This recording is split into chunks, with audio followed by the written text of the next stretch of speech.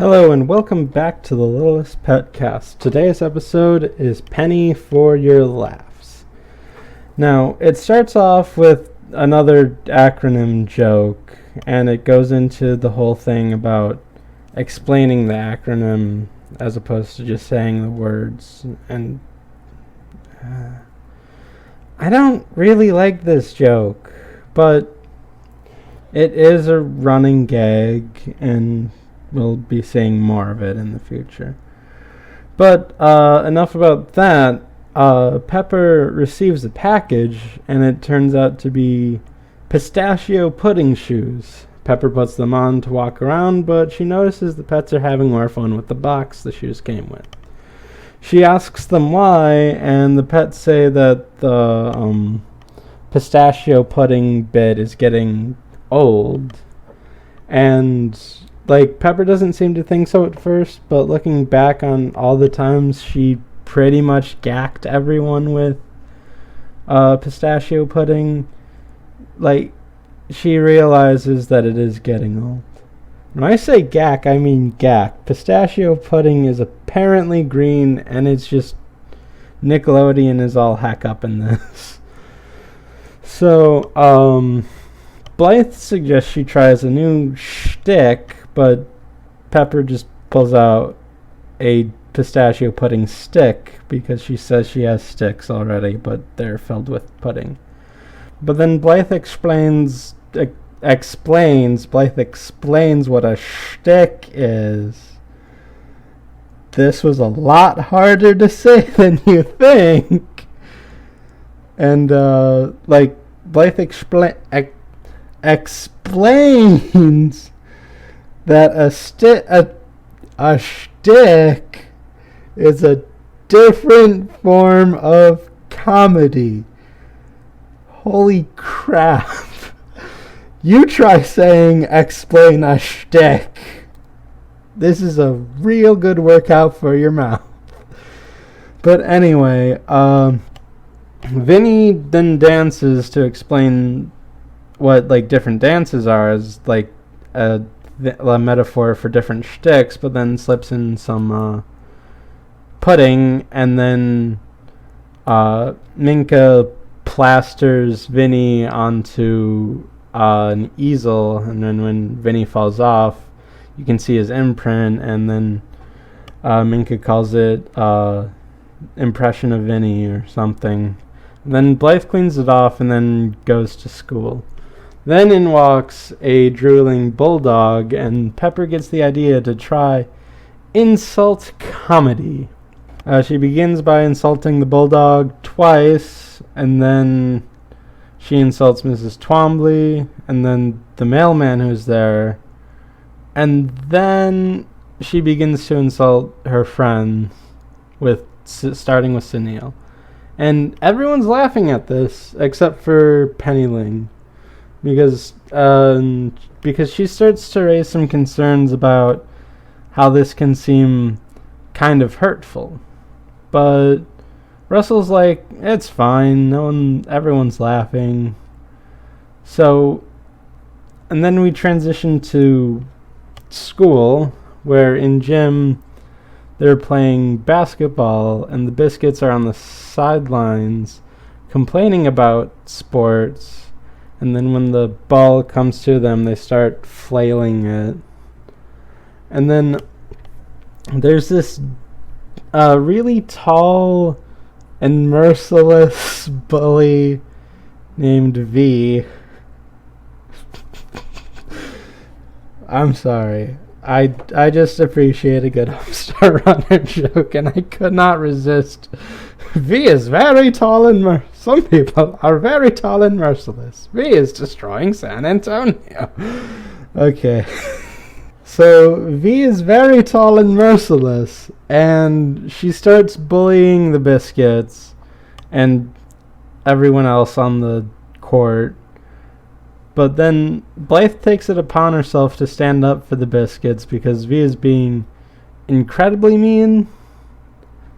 And because of this, the Biskits offer Blythe to be their BFF, which like, that's where the scene ends.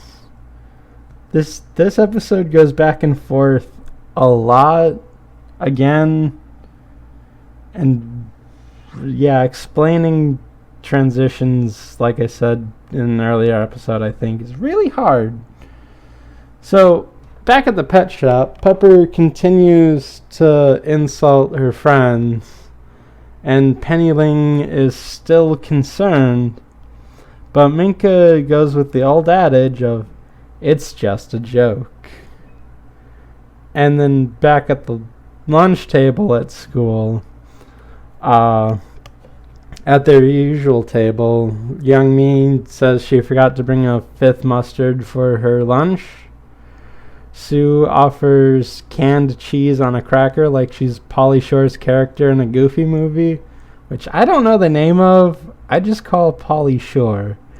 And that's because when I watched a Goofy movie with my friends, we just ended up calling him Pauly Shore and blaming him on all of the weird things that happen in a Goofy movie.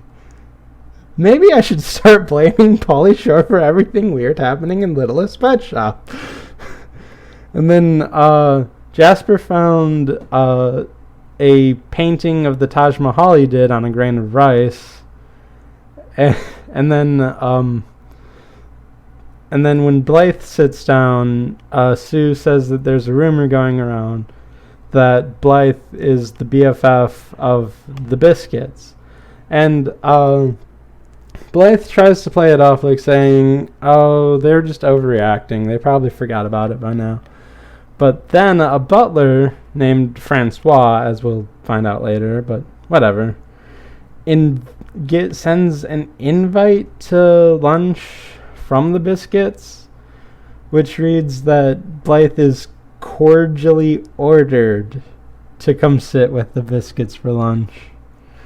And the invitation is made of real gold. Pauly Shore, why is the invitation made out of real gold?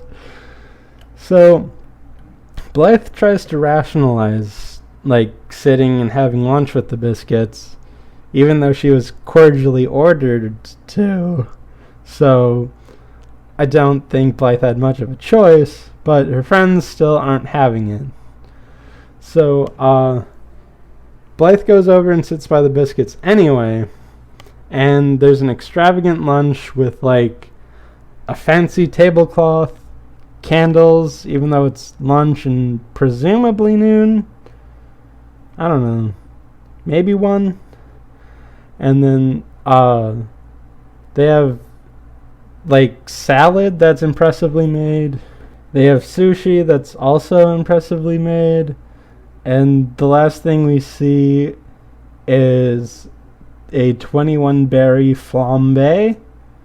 And Blythe, being impressed with the 21-berry flambe and not knowing that there were 21 berries, she tries to call for Young Mi to see it, but they've already left because they're super mad about, like, Blythe sitting with the worst girls at the school. And back at the pet shop, Russell's playing a game, and Pepper interrupts with more insult humor, where she asks about Russell's fear of marshmallows, and then says it's probably because the marshmallows remind Russell of his belly. And she continues to make more fat jokes about Russell. And then she starts getting really insulting to everyone else as well. And everyone's like, hey, can you stop it? But then Pepper is like, no, relax, it's fine. And then tries to finally let Penny Ling. But then the pets are really trying to stop her, saying, like, Penny Ling is really sensitive, and you really shouldn't. But then, like, Pepper finds Penny Ling, and then says, Penny Ling will laugh so much she'll cry, which, 5-second foreshadowing, something I'm really good at, actually, but whatever. So,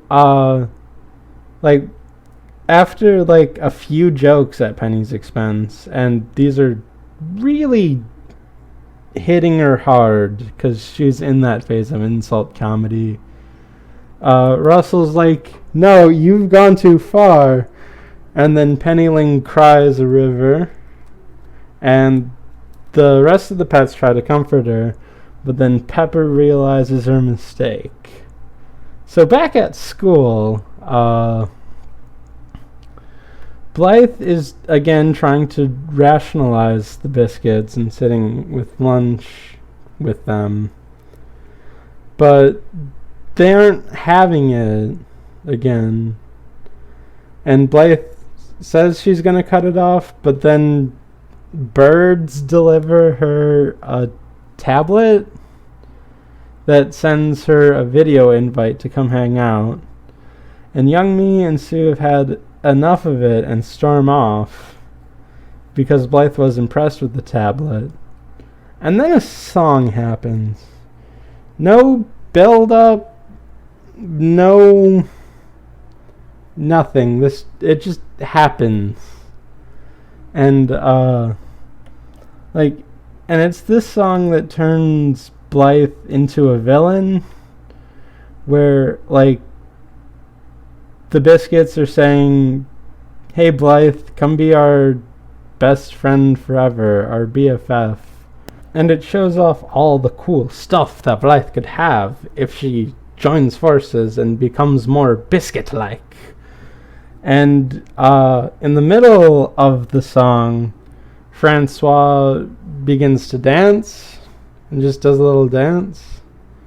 And the song ends up corrupting Blythe, and she becomes Biskit-like and lets off an evil laugh at the end. Pauly Shore, do songs have the power to turn you evil?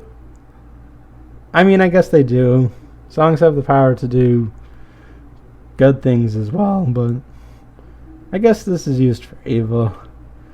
Zoe and the rest of the pets try to comfort Penny Ling, but Penny Ling is still incredibly upset. Pepper also feels really bad about this and lets off a stench to signify her sadness. Okay, so back at the store, Blythe is made up like the Biskits, like she's covered in makeup and dressed in some hot fashion or whatever. Not actual fashion, whatever. We'll get into that in just a second. And she also starts talking like the Biskits. And the Biskits go into some glamour poses, because glamour isn't something that's taught. You have to be born with it. And it's just that's evil. And so they start doing glamour poses, and it's in these glamour poses that remind me of Bratz or whatever. I don't know, the makeup, the style of everything just reminds me of Bratz. I don't know, I haven't really seen too much of Bratz except for the Cat Icarus video on it, and maybe a few clips from a Saturday morning cartoon show they had on at one point. But I don't know, the whole thing with Bratz just kind of irritates me. And I mean, hey, props where credit is due, I guess. But the Biskits being Bratz is actually something I'll compliment the show for, because it's it's not the show isn't Bratz, no matter how weird Pauly Shore makes it. So and I like that about the show. It's not Bratz. I like that. It has some actually nice lessons about, and none of them are really about how much makeup you need or whatever. sorry, I just don't like the whole Bratz Barbie mentality of things. I mean, Littlest Pet Shop, I can't really say it has that. It's its own brand of weirdness. That's why I'm doing this podcast in the first place. Like, I can't really say it's like Bratz in any way, because fundamentally it's not. And, like, the villains are bratty to begin with. And in their brattiness, they see someone and begin to insult them. Blythe laughs at their insults and begins to insult as well. However, she sees that it's Sue, and with that, Blythe begins to break from the spell that the Biskits had her under with that music. Oh great. First the Biskits can teleport, and now they have mind control music powers as well. How much more X-Men can we get by the end of this? But at least Blythe and her power of friendship broke the music spell. So back at the pet shop, Pepper tries to make Penny Ling laugh with, like, more traditional humor by falling on a banana, spinning around, and juggling Vinny, Sunil, and Russell. And how can she lift? Like, are all the pets just freakishly strong? Like, Russell can lift 2 human girls, and Pepper can juggle 3 pets. This is weird. Are the pets X-Men? How many more X-Men are there? Oh, Christ.